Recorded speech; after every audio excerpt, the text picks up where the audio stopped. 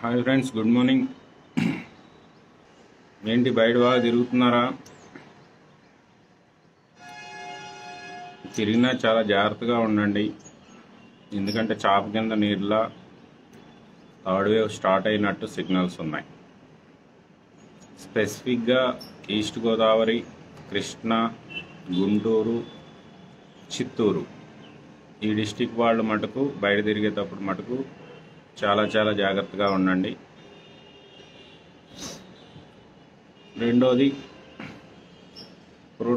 Preventive protocols మటుకు ఇప్పుడు దాకా పాటించినా పాటించకపోయినా ఇక నుంచి మటుకు స్ట్రిక్ట్గా ఫాలో అవటానికి చూడండి.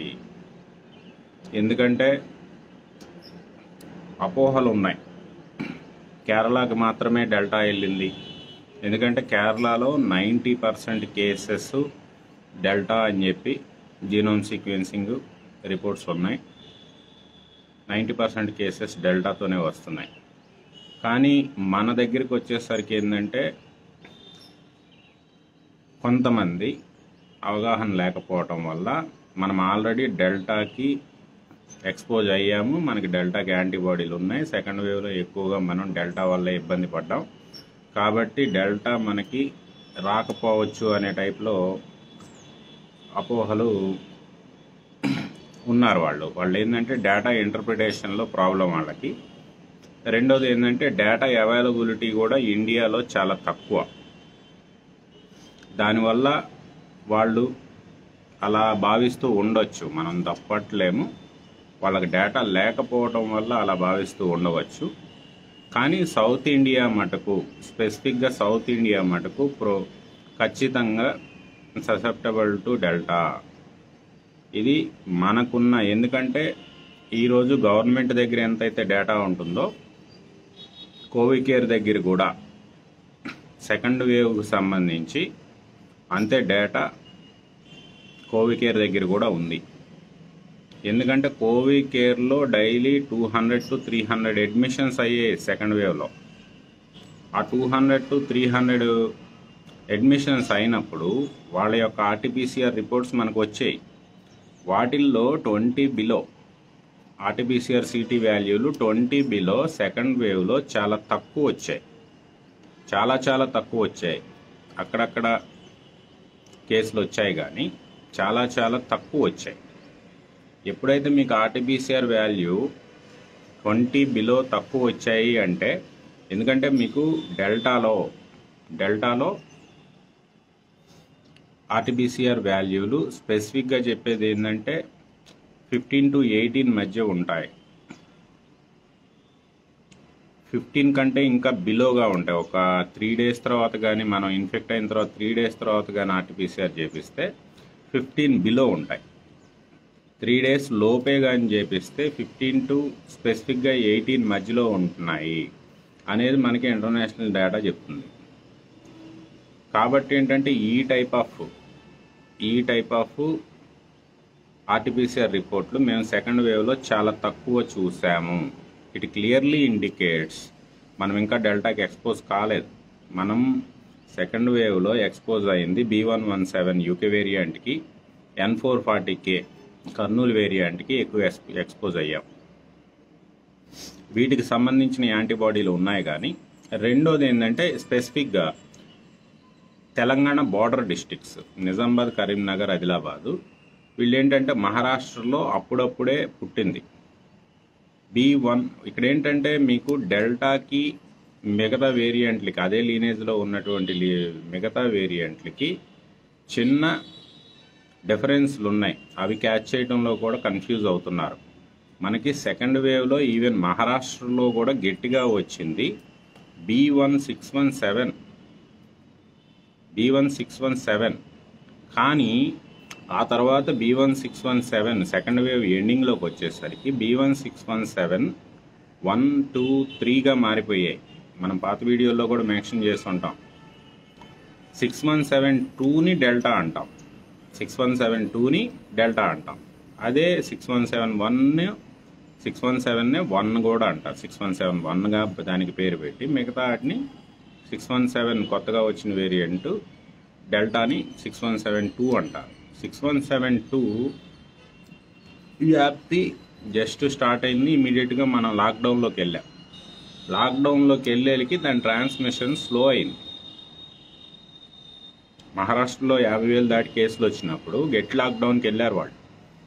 ఆ యొక్క కారణాల వల్ల డెల్టా అనేది మన దగ్గర స్లో స్ప్రెడ్ అయింది. సెకండ్ వేవ్ అది ఫ్లైట్లోకి వెళ్ళిపోయింది, బయటికి వెళ్ళిపోయి ర్యాపిడ్గా యూఎస్లో, ఇప్పుడు యూకేలో విపరీతంగా స్ప్రెడ్ అవుతుంది. టోటల్ కంట్రీస్లో ఎక్కడైతే ఇప్పుడు థర్డ్ వేవ్ చూపిస్తుందో అక్కడంతా కూడా డెల్టా ఉంది.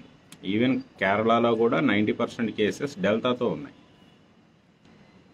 కాబట్టి ఏంటంటే డెల్టా మనని దాటి వెళ్ళిపోయింది, మనం ఆల్రెడీ డెల్టా నుంచి బయటపడిపోయాం అనే అపోహల్లో మటుకు ఉండకండి.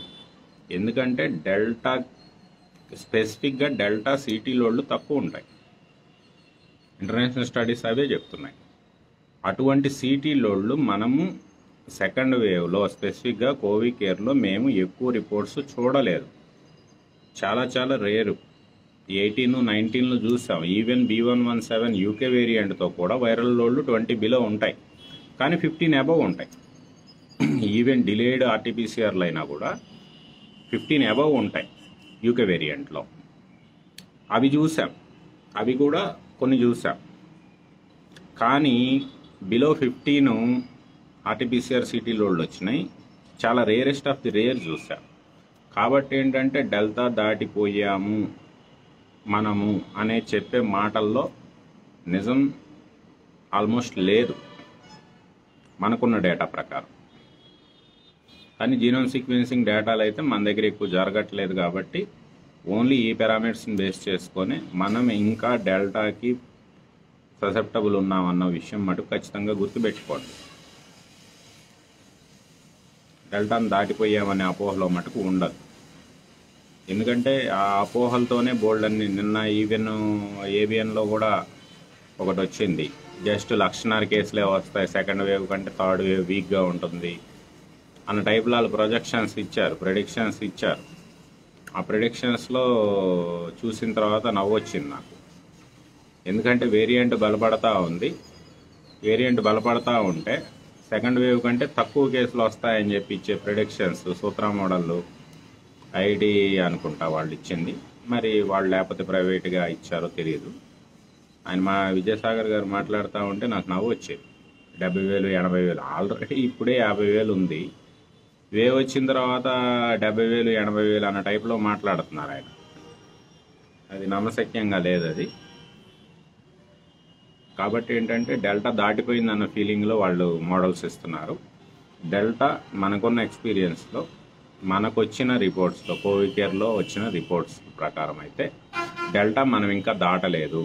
ఈ విషయం మటుకు నోట్ చేసుకోండి.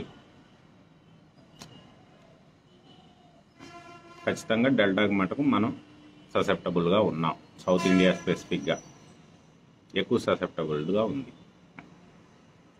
డెల్టా ముందు వ్యాక్సిన్లు ఎఫికసీలు బాగా పడిపోయాయి. డెల్టా ముందు మిగతా ఇబ్బందులు కూడా పెరిగాయి. ఆక్సిజన్ డిమాండ్లు పెరిగాయి. మొన్న వికే గారితో జరిగిన ఇంటర్వ్యూలో కొంతమంది చెప్పింది ఏంటంటే వాళ్ళ ఆక్సిజన్ సప్లయర్స్ స్పెసిఫిక్గా రూరల్ ఏరియాస్లో పేషెంట్స్ తక్కువ ఉన్నప్పటికీ ఆక్సిజన్ డిమాండ్ మటుకు పెరిగిపోయింది. అంటే లిమిటెడ్ పేషెంట్స్ ఉన్నప్పటికీ విపరీతంగా ఆక్సిజన్ రిక్వైర్మెంట్ పెరుగుతోంది. అంటే ఇండివిజువల్ ఆక్సిజన్ రిక్వైర్మెంట్ విపరీతంగా పెరుగుతుంది. కాబట్టి వేవ్ వస్తే ఆక్సిజన్ ఇంకా ఎక్కువ కావాల్సి వస్తుంది. అంత సప్లై చేయలేకపోతే క్రైసిస్ వస్తుంది. కాబట్టి గవర్నమెంట్స్ని రిక్వెస్ట్ చేసేది ఏంటంటే అట్లీస్ట్ ఈ ఆక్సిజన్ సప్లయర్స్ దగ్గర ఉన్న డేటాతో అయినా కూడా మీరున్న ఇప్పుడు కేసు లోడ్ని పోల్చుకొని ఫ్యూచర్లో ఖచ్చితంగా సెకండ్ వేవ్ను దాటిన వేవ్ అయితే ఖచ్చితంగా వస్తుందనేది కోవిడ్ కేర్ ప్రెడిక్షన్. కాబట్టి వరస్ట్ కేర్ సినారియో ముఖర్జీ గారు అంటూ ఉంటారు, వరస్ట్ కేర్ సినారియో ఓక్స్ ఫార్ములాని ఖచ్చితంగా పాటించి ప్రిపరేషన్స్ ఈ సూత్రం మోడళ్ళు ఇటువంటి వాటి మీద డిపెండ్ అవ్వకుండా ఈ 1,00,000 కేసులు ఇటువంటి 1,00,000 మీకు విత్ ఇన్ షార్ట్ టైంలో కేరళ ఖచ్చితంగా 50,000 టచ్ అవుతుంది. ఒక కేరళని 50,000 టచ్ అవడానికి రెడీ అవుతూ ఉంటే మీరు ఏ విధంగా టోటల్ ఇండియా 70,000, 80,000 కేసెస్ అని చెప్తారు? ఇది అనవసరంగా గవర్నమెంట్స్కి ఎక్కువ ధైర్యం ఇచ్చి వాళ్ళ ప్రిపరేషన్స్ని తగ్గించడానికి అవకాశం ఇవ్వటం కదా. వరస్ట్ కేస్ సినారియోలో ప్రిపేర్ అవ్వండి, బుక్స్ మోడల్లో ప్రిపేర్ అవ్వండి.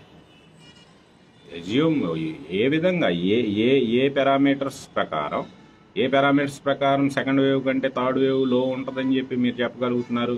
ఏ పీపుల్ యొక్క బిహేవియర్లో ఏమన్నా తేడా వచ్చిందా, లేకపోతే వ్యాక్సిన్లు ఏమన్నా అద్భుతంగా వాటి మీద డెల్టా మీద పనిచేస్తున్నాయా?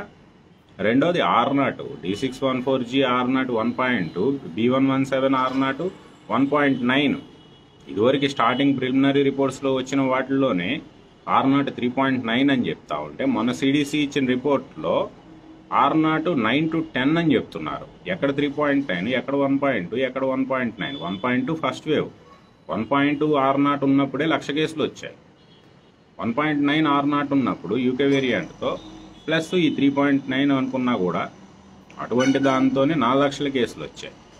ఇవాళ 9 to 10 అని చెప్పి R0 చెప్తా ఉంటే CDC స్టడీలోనే మీరు ఏ విధంగా 70,000 80,000 కేసెస్ ప్రెడిక్షన్ ఇస్తారు? ఇదేమి ఎంత కామెడీగా ఉందా ప్రెడిక్షన్? దయచేసి ఏంటంటే R0ని ప్రెడిక్షన్ మోడల్లోకి మీరు తీసుకోలేదా, లేకపోతే పీపుల్ ఏమన్నా మొత్తం వేరే రకంగా ఏమన్నా మారిపోయారా? సైకాలజీ మారిపోయిందా? గుంపులు తిరుగుతూ ఉన్నారే ఇప్పుడు కూడా? ఏ బేసిస్ మీద, ఏ పారామీటరు సెకండ్ వేవ్ కంటే వేరియంట్ బలపడింది, అది నిజం. వేరియంట్ బలపడింది, పీపుల్ బిహేవియర్ అంతే ఉంది, R0 పెరుగుతుంది, సెకండ్ అటాక్ రేట్ పెరుగుతుంది. ఏ బేసిస్ మీద 70,000 80,000 ప్రెడిక్షన్ ఇస్తారు? కామెడీగా అనిపించలేదా మీకు? అట్లీస్ట్ ఆ రిపోర్ట్ మీరు చదువుకుంటే మీకు కామెడీగా అనిపించలేదా? కాబట్టి అనవసరంగా గవర్నమెంట్స్ని ఇటువంటి అడ్వైజులు ఇచ్చి ఓవర్ ధైర్యం తెప్పించి వాళ్ళు ఆల్రెడీ ఇప్పుడు ఆక్సిజన్ ప్లాంట్లు గట్టిగా పెడదామని చెప్పి మొత్తానికి ఏదో లెగిశారు. మళ్ళీ ఇటువంటి ఇచ్చి ఎందుకు మీరు వాళ్ళని ఇది చేస్తారు? కరెక్ట్గా అనిపించలేదు. అది మన ఏబిఎన్ డిబేట్లో రఘు గారు అడిగారు, 730 హాస్పిటల్స్ 730 డిస్ట్రిక్ట్స్లో ఎందుకు పిల్లలకి స్పెషల్ కేర్ హాస్పిటల్స్ పెడుతున్నారు? ఇటువంటి ఏముంది మీ దగ్గర డేటా? ఎందుకు దాచిపెడుతున్నారు జనాల దగ్గర? ఇటువంటివన్నీ రిలీజ్ చేయండి. రిలీజ్ చేస్తే పీపుల్ అట్లీస్ట్ కొంత వాళ్ళకై వాళ్ళు ఆలోచించుకొనైనా కూడా సేఫ్టీలోకి వెళ్తారు. అది దీని మీద కొంచెం అది ఆ మోడల్ అయితే కరెక్ట్గా లేదండి విజయసాగర్ గారు. ఒకసారి మళ్ళీ మీరు రీఅసెస్ చేసుకోండి దాన్ని.